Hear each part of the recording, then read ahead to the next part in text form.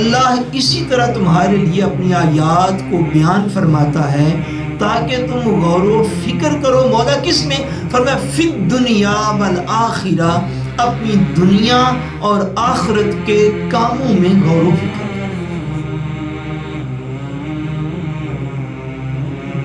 حضور علیہ السلام نے ان مبارک انگلیوں کو کھڑے کر کے فرمایا اور ملا کے فرمایا میں اور یتیم کی پرورش کرنے والا جنت میں اس طرح۔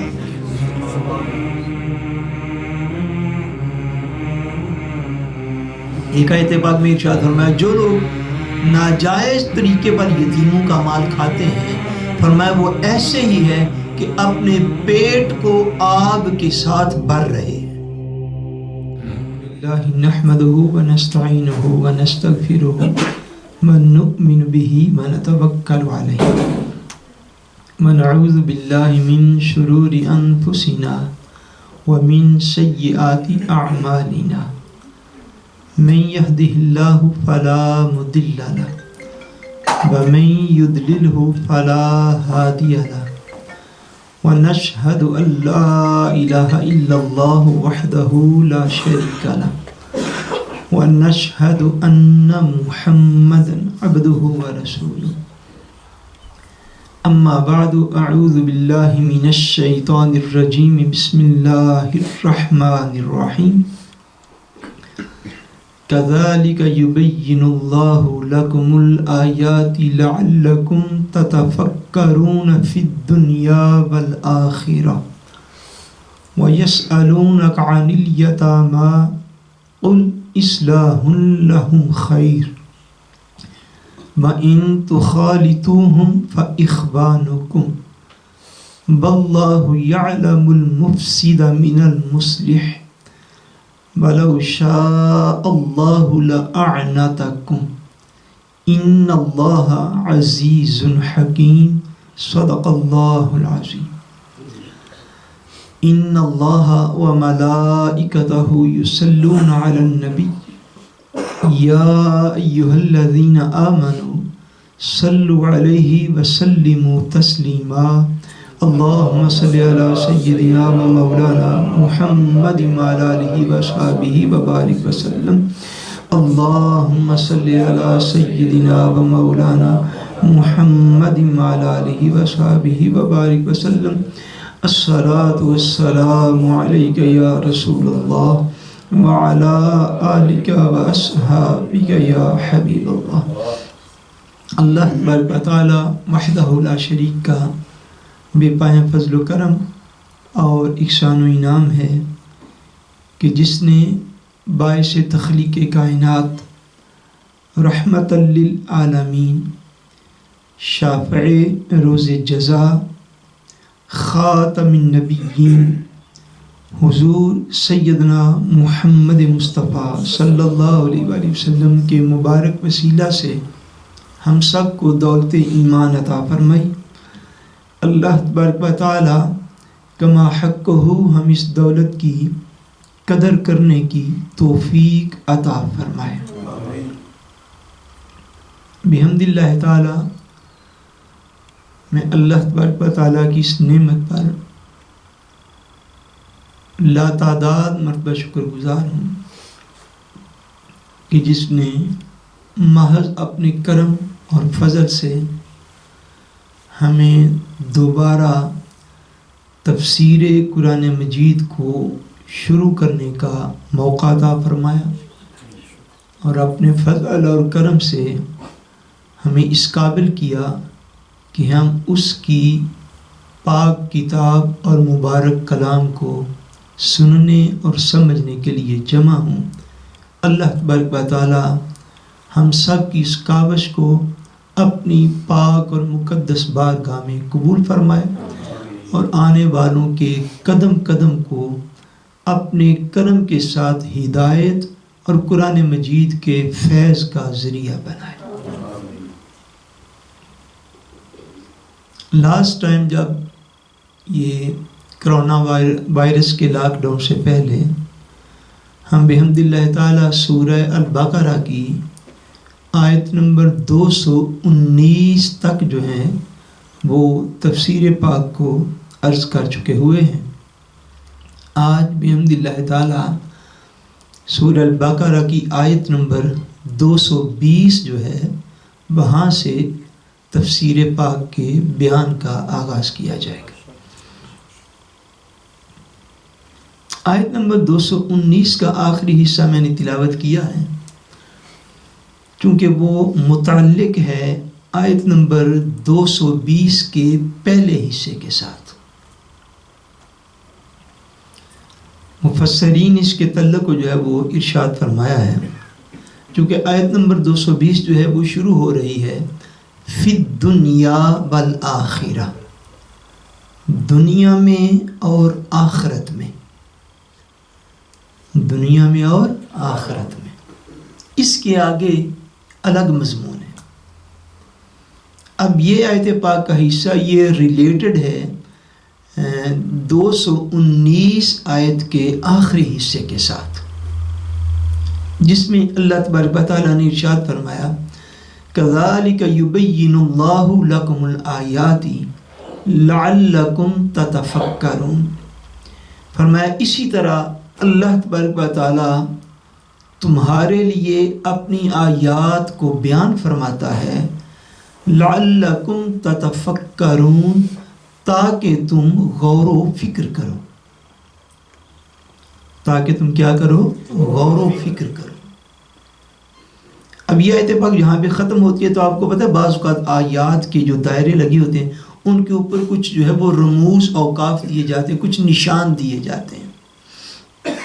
اب یہ آیت پاک جس مقام پہ ختم ہو رہی ہے اس میں اس کے آیت کے نشان کے اوپر لا کی علامت موجود ہے۔ کون سی علامت موجود ہے؟ لا کی۔ اب جب آیت کریمہ کے درمیان میں کہیں پہ رموز اوقاف جو قرآن مجید کی علامات ہیں، آیت کریمہ کے درمیان میں اگر لا کی علامت آئے تو وہ اس چیز کی نشانی اور ہدایت ہے کہ اس مقام پہ آپ رک نہیں سکتے۔ قرآن مجید کی تلاوت کرتے ہوئے اگر آیت کے درمیان میں لا دو الفاظ کے درمیان لکھا ہوا ہے تو اس کا مفہوم کیا ہے کہ آپ اس مقام پہ رک سکتے نہیں، بلکہ لازمی ہے کہ آپ یہاں پہ سانس کو مت توڑیے اور آگے ملا کے پڑھیے۔ ٹھیک؟ اگر آیت کریمہ جہاں پہ ختم ہو رہی ہو اس کے اوپر اگر لفظ لا جو ہے وہ لکھا ہوا ہو تو اس کا مفہوم یہ ہے کہ آپ یہاں پر رک بھی سکتے ہیں اور آپ اس آیت کو اگلے حصے کے ساتھ ملا کے بھی پڑھ سکتے ہیں۔ سو اس مقام پر چونکہ آیت کریمہ کے دائرے کے اوپر لفظ لا موجود ہے، سو اس کا مفہوم بھی آیت کریمہ کے اس آخری حصے کا اگلی آیت کریمہ کے پہلے حصے کے ساتھ ملا ہوا ہے۔ فرمایا اللہ تبارک و تعالیٰ اسی طرح تمہارے لیے آیات اپنی بیان فرماتا ہے لعلکم تتفکرون، تاکہ تم ان میں غور و فکر کرو، تاکہ تم کیا کرو؟ ان میں سارے بولیے کیا کرو؟ غور و فکر کرو۔ پہلی چیز اس میں یہ سمجھ میں آئی کہ قرآن مجید کے نزول کا مقصد محض اس کو ناظرہ پڑھنا نہیں ہے، محض اس کو ناظرہ پڑھ لینا نہیں ہے۔ قرآن مجید کے نازل کرنے کا مقصد محض اس کو زبانی یاد کر کے حفظ کر لینا بھی نہیں ہے۔ ناظرہ پڑھنا بھی نور علی نور ہے، باعث برکت ہے، حفظ کر لینا بھی نور علی نور ہے، باعث برکت ہے، مگر قرآن مجید کے نزول کا یہ مقصد نہیں ہے۔ مقصد کیا ہے؟ فرمایا کذالک یبین اللہ لکم الآیات، اسی طرح اللہ تمہارے لیے اپنی آیات کو بیان فرماتے ہیں۔ کس لیے؟ لعلکم تتفکرون، تاکہ تم ان میں غور و فکر کرو، تاکہ کیا کرو؟ تم ان میں غور و فکر کرو، ان کو انڈرسٹینڈ کرو، ان کو سمجھو اور ان کو سمجھ کے اپنی زندگی کو ان کے مطابق گزارو۔ کیوں؟ لعلکم تتفکرون، تم غور و فکر کرو کس میں؟ فی الدنیا والآخرہ۔ اب یہ اگلی آیت پاک کا حصہ ہے۔ فرمایا اللہ اسی طرح تمہارے لیے اپنی آیات کو بیان فرماتا ہے تاکہ تم غور و فکر کرو. مولا کس میں؟ فرمایا فی الدنیا والآخرہ، اپنی دنیا اور آخرت کے کاموں میں غور و فکر کرو. دنیا کا جب کوئی کام کرنے لگو تو دیکھو کیا اس میں آخرت کا کوئی نفع موجود ہے یا موجود نہیں ہے. دنیا میں یہ غور و فکر ہے. آپ بات کو سمجھ گئے؟ زبان سے مومن کوئی بات کرے تو یہ غور کرے کہ اس بات کا قبر و حشر میں کوئی نفع ہے یا نقصان ہو رہا ہے. کوئی چیز آنکھ سے دیکھے تو غور کر لے پہلے کہ اس چیز کو دیکھنے کا قبر و حشر میں کوئی نفع ہے یا نقصان ہو رہا ہے. کوئی کان سے سنے تو غور و فکر کرے. کوئی لقمہ اپنے اندر حلق میں ڈالنے لگے تو غور و فکر کرے حلال ہے یا حرام ہے. یعنی دنیا کے سارے امور میں اللہ تبارک و تعالیٰ نے غور و فکر کا جو ہے وہ ترغیب عطا فرمائی، حکم عطا فرمایا. فرمایا اللہ نے اپنی آیات نازل کی ہیں تمہارے لیے تاکہ تم غور و فکر کرو. کس چیز میں؟ فی الدنیا والآخرہ، اپنی دنیا کے امور چلاتے ہوئے ان میں بھی غور و فکر کرو، والآخرہ، اور اپنی آخرت کے کاموں میں بھی غور و فکر کرو. کہیں ایسا نہ ہو کہ کھیل کے میدان تمہاری فرائض نمازوں کو قضا کرنے لگ جائیں. کہیں ایسا نہ ہو کہ دوستوں کی محفل تمہیں شراب نوشیوں کی طرف راغب کرنے لگ جائے. کہیں ایسا نہ ہو کہ تمہاری کمپنی، تمہارے رشتہ دار، تمہارے ہمسائے، ان کے ساتھ مل کے تم اللہ کی نافرمانی کرنے لگ جاؤ. لوگوں غور و فکر کرو، اللہ نے قرآن اس لیے نازل فرمایا. آگے ایک دوسرا مسئلہ جو ہے اس کا بیان فرمایا جا رہا ہے. فرمایا وَيَسْأَلُونَكَ عَنِ الْيَتَامَى، اے حبیب یہ آپ سے سوال کرتے ہیں یتیموں کے متعلق. کس کے متعلق سوال کرتے ہیں؟ یتیموں کے متعلق. قل، آپ فرما دیجئے، اصلاح لہم خیر، آپ فرما دیجئے کہ ان کی خیر خواہی کرنا یہ تمہارے لیے زیادہ بہتر ہے. کیا بہتر؟ ان کے حوالے سے ان کا خیر خواہ بن جانا، ان کے متعلق اچھا سوچنا، ان کے حوالے سے اچھا پلان کرنا، ان کی پرورش کا، ان کی تربیت کا اچھا اہتمام کرنا. فرمایا قل اصلاح لہم خیر، فرما دیجئے کہ ان کی خیر خواہی کرنا یہ تمہارے لیے زیادہ بہتر ہے.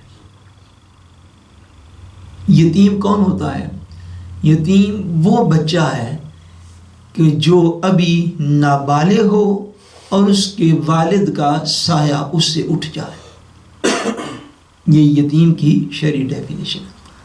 یعنی بچہ ابھی بلوغت کی عمر کو نہیں پہنچا، مندی نہیں ہوا، بالغ نہیں ہوا، تو اس کے بالغ ہونے سے پہلے اگر اس کا والد دنیا سے چلا گیا تو اس کو یتیم کہیں گے. حضور نبی کریم صلی اللہ علیہ وآلہ وسلم نے یتیم کی پرورش کرنے کا، اس کی کفالت کرنے کا حضور علیہ السلام نے بڑا درجہ عطا فرمایا. بڑے مراتب اس کے لیے حضور نے بیان کیے ہیں. اور قرآن مجید نے یتیم کی پرورش، کفالت اور اس کے مال کو کیسے استعمال کیا جائے گا، اس پر ہمارے دین میں باقاعدہ احکام اور ہدایات جو ہیں وہ ہمیں عطا فرمائی گئی. آقا دو جہاں نبی کریم صلی اللہ علیہ وسلم نے ایک مرتبہ اپنی دونوں انگلیوں کو حضور علیہ السلام نے ان مبارک انگلیوں کو کھڑے کر کے فرمایا اور ملا کے فرمایا میں اور یتیم کی پرورش کرنے والا جنت میں اس طرح ہوں گے. یہ حضور علیہ السلام نے ارشاد فرمایا. یعنی یتیم کی پرورش اور کفالت کرنے والے کو حضور پاک نے اپنے قرب کی خوشخبری عطا فرمائی. سو اگر برادریوں میں، فیملیوں میں، قریبیوں میں اگر کوئی بچے یتیم ہو جائیں تو ان کی کفالت اور پرورش ان کے قریبی لوگوں کے لیے لازم ہو جاتی. جیسے جیسے رشتہ ویسے ویسے ذمہ داری، جیسے جیسے رشتہ ویسے ویسے انسوار اور ذمہ داری ہو جاتی ہے. اب جب کوئی بچہ یتیم ہوتا ہے تو آخر اس کا والد جو ہے وہ بھی دنیا میں کچھ تھوڑا بہت زیادہ مال تو چھوڑ کے جاتا ہے۔ اگر کسی کا والد امیر تھا، بچے پیچھے سے یتیم ہو گئے، تو اب یتیم کا یہ مفہوم نہیں ہے کہ یہ یتیم ہر حالت میں مسکین بھی ہو۔ آپ بات انڈرسٹینڈ کریں، یہ ضروری نہیں کہ یتیم ساتھ غریب بھی ہو۔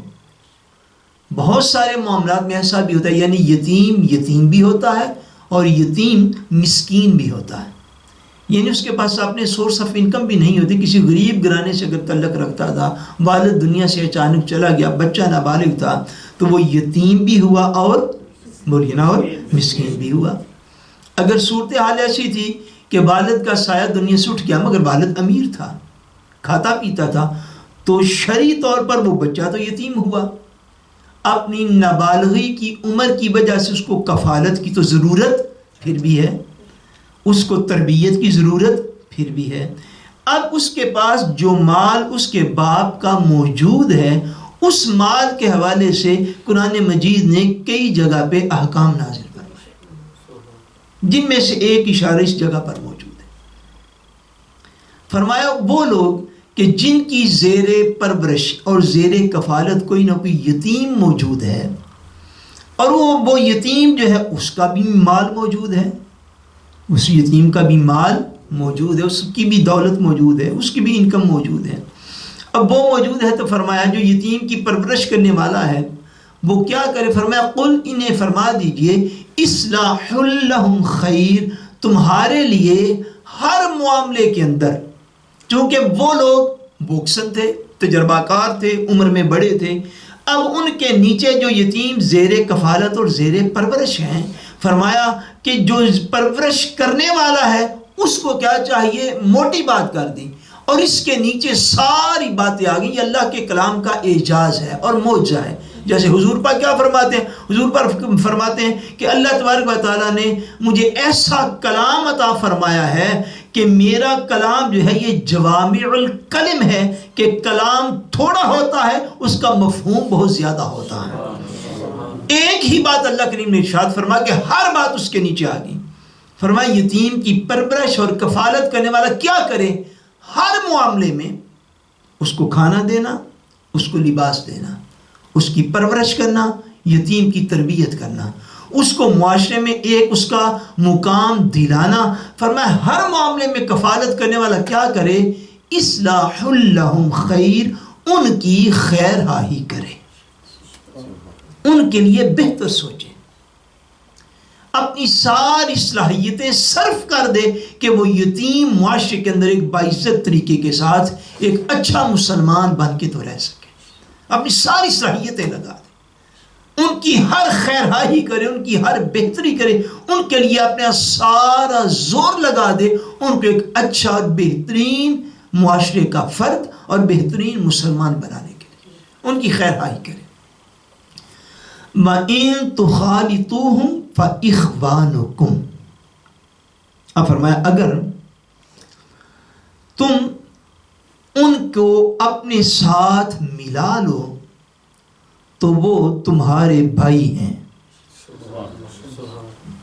اگر تم ان کو اپنے ساتھ ملا لو تو وہ تمہارے بھائی ہیں۔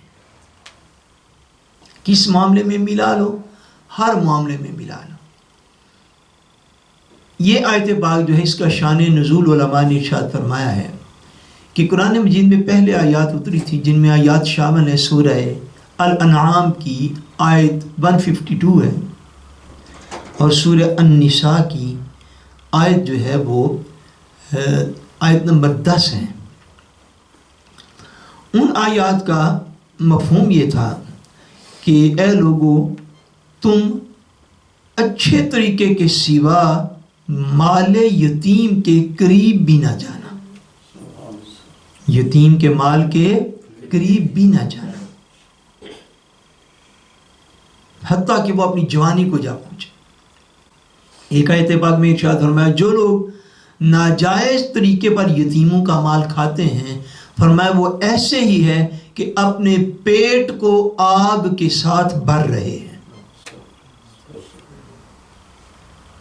اور فرمایا ایسے لوگ عنقریب بھڑکتی ہوئی آگ میں پہنچیں گے۔ اللہ کریم نے فرمایا جب یہ آیات اتری تو وہ صحابہ جن کی زیر کفالت کچھ یتیم لوگ موجود تھے وہ لوگ پریشان ہو گئے، اور انہوں نے اتنی احتیاط کرنا شروع کر دی کہ جو یتیم کا مال تھوڑا بہت ان کے پاس ہوتا تھا وہ اس میں بھی تقسیم اس طرح کرنے لگ گئے کہ اپنی ہنڈیا اور کھانا الگ بنانا اور یتیم کی ہنڈیا اور کھانا الگ بنانا، یعنی اس کے وسائل رزق کو اپنے اندر شامل نہیں تھے کرتے، اپنے اندر شامل نہیں تھے کرتے احتیاط کی خاطر۔ اس کے لیے سبزی الگ لانی، اپنے لیے الگ لانی، اس کے لیے الگ پکانی، اپنے لیے الگ پکانی۔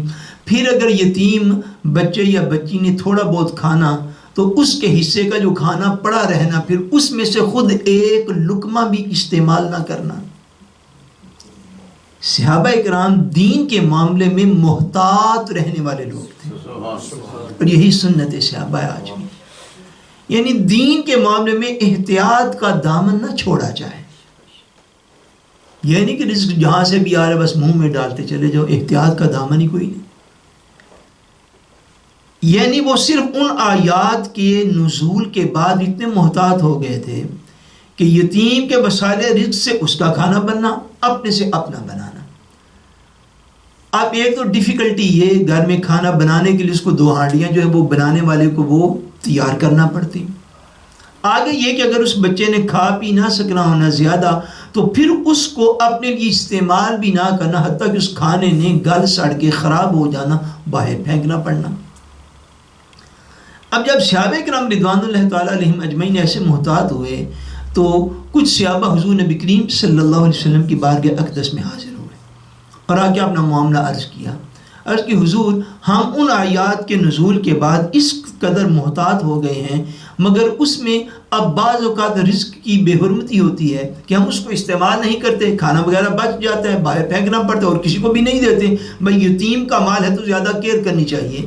اگر معاملہ اسی طرح چلتا رہا تو شاید لوگ یتیموں کی کفالت کرنا چھوڑ دیں گے۔ تو آقا آپ ارشاد فرمائیں کہ ہم ان معاملات میں کیا کریں۔ جب انہوں نے یہ کہ اپنی مشکل اور پریشانی عرض کی تو اللہ تبارک و تعالیٰ نے اس آیت پاک کو اتارا اور فرمایا وَإِن تُخَالِطُوهُمْ، اگر تم ان کے مال کو اپنے مال کے ساتھ ملا لو تو ملا سکتے ہو، فَإِخْوَانُكُمْ، کیونکہ وہ بھی تمہارے بھائی ہیں، وہ بھی تمہارے بھائی ہیں۔ یعنی تمہیں اتنا زیادہ کیئرفل ہونے کی ضرورت نہیں ہے۔ ہاں یہ چیز پہلے نازل فرما دی، یہ چیز ذہن نشین رہے کہ تم جو کچھ بھی کرو گے ان کے مال کو اپنے مال کے ساتھ ملا لو گے، تو یہ چیز ذہن نشین رکھنا کہ تمہاری نیت، ارادہ، کوشش، کاوش، سٹرگل، سارا کچھ ان کی خیر خواہی پر مبنی ہو، ان کی خیر، تمہاری نیت میں فساد نہیں آنا چاہیے۔ تم بددیانتی کی نیت کے ساتھ ان کے مال کو نہیں دیکھو گے۔ اس سے علماء نے، فقہاء نے جو مسائل اخذ فرمائے وہ یہاں تک بھی ہیں کہ اگر یتیم صاحب مال ہے تو اس کی کفالت کرنے والا جو ہے وہ اس کے مال کے ساتھ تجارت اور بزنس بھی کر سکتا ہے، وہ اس کے مال کے ساتھ تجارت اور بزنس بھی کر سکتا ہے، اس ارادہ اور نیت کے ساتھ کہ اس سے اللہ تبارک و تعالیٰ یتیم کے مال کو اور برکت عطا کرے اور یتیم مزید جو ہے وہ معاشرے میں باعزت مقام حاصل کر سکے اور وہ کل کو کسی کا محتاج نہ ہو، چونکہ یتیمی کا معنی ہی یہ ہے کہ بچہ نابالغ ہے، مال تو ہے مگر اس کو سمجھ نصیب نہیں ہے، وہ بھی جو ہے وہ انٹیلیجنٹ نہیں ہوا، وہ ذہین نہیں ہوا۔ تو جتنی دیر تک اس کا مال ہے تو یتیم کی پرورش کرنے والا اس کے مال کو اپنے مال کے ساتھ ملا سکتا ہے، اس کے مال کو اپنے مال کے ساتھ ملا سکتا ہے، اس کے مال کے ساتھ بزنس تجارت کر سکتا ہے، مگر خیر خواہی کی نیت کے ساتھ، بددیانت ہونے کی صورت میں، یعنی کہ یتیم کا مال ہڑپ کر جائے۔ اس پہ پہلے آیات اتر چکی تھی، فرمایا جو یتیم کا مال ناجائز طریقے پر کھائے گا وہ اپنے پیٹ میں کیا بھر رہا ہے؟ آگ بھر رہا ہے۔ اب فرمایا تم ان کے مالوں کو مکس کر لو، مکس اپ کر لو، ان کے ساتھ تجارت کر لو، بزنس کر لو، کھانا اکٹھے بنا لو، سارا کچھ کر لو، مگر یہ چیز ذہن نشین رکھ لو کیا؟ واللہ یعلم المفسد من المصلح، فرمایا یہ چیز ذہن نشین کر لو ہمیشہ، اس بات کو سمجھ لو کہ اللہ تبارک و تعالی فساد کرنے والوں کو بھی جانتا ہے اور اصلاح کرنے والوں کو بھی جانتا ہے۔ سبحان اللہ، سبحان اللہ۔ کیسے اللہ تبارک و تعالی اپنی عظمت کو خود بیان فرماتا ہے۔ فرمایا دنیا میں اے مسلمانوں، اے اللہ پر یقین رکھنے والوں، یہ نہ کبھی بھول جانا کہ اللہ تمہارے معاملات سے کوئی بے خبر ہے۔ معاذ اللہ، جو تم دل میں ارادہ کرتے ہو، جو تم سوچ دل میں رکھتے ہو، جو تم فکر دل میں رکھتے ہو، جس نیت کے ساتھ آنکھ اٹھاتے ہو اس نیت کو بھی جاننے والا ہے، جس نیت کے ساتھ ہاتھ اٹھا رہے ہو اس نیت کو بھی جاننے والا ہے، جس نیت و ارادے کے ساتھ تم کوئی بھی کام کر رہے ہو، تمہاری نیت و ارادہ تو بعد میں بنتا ہے، وہ تو اس سے پہلے بھی صبر کو جانتا ہے کہ تم کس وقت کون سی نیت اور ارادہ کرو گے۔ دنیا کی چند روزہ زندگی میں اپنے مالک کو نہ بھول جانا۔ فرمایا واللہ یعلم المفسد من المصلح، اللہ تبارک و تعالی جانتا ہے تم میں سے کون خیرخواہی کرنے والا ہے اور تم میں سے کون فساد، فتنہ اور بری نیت کے ساتھ ان کے مالوں کی طرف بڑھنے والا ہے۔ فرمایا جب تم نے یتیم کے مال کو اپنے تصرف میں لانے کا ارادہ کیا، اس ہماری گنجائش کی روشنی میں یہ چیز ہمیشہ ذہن نشین رکھنا کہ اللہ نیت فساد کو بھی جانتا ہے اور اللہ خیرخواہی کی نیت کو بھی جاننے والا ہے۔ جس نیت کے ساتھ تم دنیا میں جو بھی کام کرتے ہو، تمہیں قبر میں، حشر میں، قیامت والے دن تمہاری نیت کے مطابق جو اعمال ہیں وہ انہی کا تمہیں اجر بھی عطا فرمانے والا۔ بد نیتی کے ساتھ کیا گیا نیک عمل، کیا بد نیتی کے ساتھ کیا گیا بظاہر نیک عمل، اس کا کوئی اجر و ثواب بھی نہیں۔ اپنی نیت کی اصلاح ہر وقت انسان کو کرتے رہنا چاہیے، اپنے ارادے کی اصلاح کرتے رہنے چاہیے، جیسے آقا دو عالم صلی اللہ علیہ وسلم نے ارشاد فرمایا، اور یہ صحیح بخاری شریف کی پہلی حدیث پاک ہے۔ حضور پاک نے ارشاد فرمایا انما الاعمال بالنیات، فرمایا بے شک اعمال کا دار و مدار ان کی نیتوں پر ہے۔ نیت کی اگر صالح نہیں ہے، نیت کی اگر نیک نہیں ہے، نیت کے اندر فساد ہے، اچھا سے اچھا بظاہر کام کر لو، اللہ تبارک و تعالیٰ کی بارگاہ میں قیامت والے دن کوئی اجر موجود نہیں ہے۔ اس لیے ارشاد فرمایا کہ واللہ یعلم المفسد من المصلح، اللہ فساد کرنے والے کو بھی جانتا ہے اور نیکی اور خیرخواہی کی اور اصلاح کی نیت کرنے والے کو بھی جانتا ہے۔ وَلَوْ شَاءَ اللَّهُ لَأَعْنَتَكُمْ، فرمایا سنو، اگر اللہ چاہتا تو ضرور تمہیں سختی اور مشقت میں ڈال دیتا۔ اللہ کا شکر ادا کیا کرو کہ اس نے تمہیں آسان دین اور آسان احکام عطا فرمائے۔ اس معاملے میں اللہ کی متوجہ فرما رہا ہے، اللہ چاہتا تو اللہ بے نیاز ہے، اپنی مخلوق کو اور حضور کی امت کو جو چاہتا حکم ارشاد فرما دیتا۔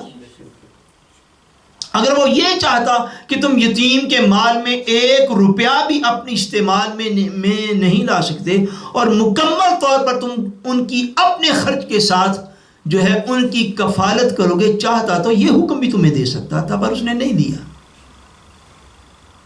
اس نے اتنی آسانی تمہارے لیے کی کہ تم یتیم کے مال کو اپنے مال میں ملا بھی سکتے ہو، اس کے مال سے تھوڑا اس کا مال لے لیا، تھوڑا اپنا لے لیا، تجارت بھی کر سکتے ہو اس نیت کے ساتھ کہ کل اس کے پیسے منافع میں تجھے دے دو گے، سارا کچھ تم کر سکتے ہو۔ یہ ذہن نشین رکھو، اللہ تبارک و تعالیٰ اگر چاہتا تو تمہیں سخت حکم بھی دے سکتا تھا۔ کیوں؟ ان اللہ عزیز حکیم، فرمایا اے لوگوں بے شک اللہ غالب ہے، بے شک ہے اللہ غالب ہے، اللہ غلبے والا ہے، اللہ قدرت والا ہے، اللہ طاقت والا ہے، اللہ اختیار والا ہے۔ اس کو حکم دینے کے لیے مخلوق کی کسی انبے فالن کی کوئی حاجت معاذ اللہ نہیں ہے۔ اس کو حکم دینے کے لیے مخلوق کی کسی سفارش یا مخلوق کی کسی تجویز کی کوئی ضرورت نہیں ہے. ان اللہ عزیز، اللہ غالب ہے. بے شک اللہ کیا ہے؟ اللہ غالب ہے، جو چاہے حکم اپنی مخلوق کو دے. مخلوق کا کام حکم کو اوبے کرنا، اس کو فالو کرنا، اس کی پیروی کرنا ہے. کسی بھی معاملے میں یہ بات ذہن نشین فرما لیجئے، مومن یا انسان کسی بھی معاملے میں یہ نہیں کہہ سکتا کہ اس کو یہ حکم کیوں دیا گیا. کیوں؟ کہ یہ مخلوق ہے اور حکم دینے والا خالق ہے. جس نے پیدا کیا ہے وہ اپنی رضا اور مشیت سے حکم کو جاری فرماتا ہے. فرمائیے ذہن نشین رکھو، ان اللہ عزیز، بے شک اللہ تبارک و تعالی غالب ہے، مگر اس کی یہ شان بھی ہے حکیم، اللہ حکمت والا بھی ہے. اس لیے وہ تمہارے لیے آسان احکام کو نازل فرماتا ہے کہ وہ غالب تو ہے کہ تمہیں جو چاہے حکم دے، مگر وہ ایسا حکیم ہے کہ وہ ہر حکم کسی حکمت کے تحت تمہیں دیتا ہے، تمہارے لیے سختی، مشقت اور مشکل میں تمہیں ڈالتا نہیں، تمہارے لیے آسان احکام وہ تمہیں عطا فرماتا. اللہ تمہیں آسان احکام عطا فرماتا. اللہ حکیم ہے، وہ حکمت کے ساتھ تمہیں آسانیاں عطا فرما دیتا ہے. اللہ اگر چاہتا تمہیں مشقت اور سختی میں ڈال دیتا. سو اس سے یہ چیز بھی ذہن نشین رہے کہ دین کا کوئی بھی حکم معاذ اللہ وہ سخت حکم، بولیے نا، وہ سخت حکم. قرآن میں جی دیکھیے واضح فرمایا اگر اللہ چاہتا تمہیں سخت احکام دیتا، چاہتا تمہیں مشقت میں ڈال دیتا. سو جس چیز کو ہم اپنی سوچ سینس کے مطابق یہ سمجھتے کہ معاذ اللہ اے حکم دیتے ہوئے عمل کرنا بڑا مشکل ہے، اس کا مطلب ہے کہ ہم اسلام کے دائرہ عمل کو توڑنے کے قریب جا پہنچے خود ذہنی طور پر. بذہن نشین کر لیں، جس شخص کو 5 وقت کی نماز بھی مشکل لگتی ہو معاذ اللہ، جس شخص کو رمضان کا روزہ بھی مشکل لگتا ہو، امیر ہونے کے بعد سال میں 2.5% اللہ کی راہ میں دینا بھی مشکل لگتا ہو، جس کو بدکاری، شراب نوشی، جوئے سے دور رہنا مشکل لگتا ہو، وہ ہر چیز جو ہے وہ دائیں بائیں سے سن کے اپنے ہی دین کو تباہ نہ کرتا پھرے، وہ اللہ کا قرآن پڑھے، اس کو سمجھے اور یہ ذہن نشین کرے کہ اللہ نے اپنی مخلوق کو مشکل اور مشقت میں ڈالا ہوا نہیں ہے. مخلوق خود اس دائرہ عمل سے اگر دور بھاگنے کی کوشش کرے تو بھاگے ہوئے کو تو کام مشکل لگے گا، وہ بھاگا ہوا جو وہ اطاعت میں تھوڑا ہے، وہ فرما برداری میں تھوڑا ہے. اس لیے فرمایا اے لوگوں، اللہ تبارک و تعالیٰ اگر چاہتا تو تمہیں سخت حکم دیتا، مگر اللہ کی شان یہ ہے وہ غالب تو ہے ہی، مگر وہ غالب بھی ہے اور وہ حکمت والا بھی ہے، اس لیے وہ آسان احکام تمہیں عطا فرماتا ہے. اللہ تبارک و تعالیٰ ہمیں اپنے معاشرے کے غریبوں، ناداروں، یتیموں کی کفالت و پرورش اور تربیت کرنے کی توفیق عطا فرمائے، اور اللہ کریم اپنے کرم اور فضل کے ساتھ ہم سب کا خاتمہ بالایمان فرمائے. وما علینا الا البلاغ المبین.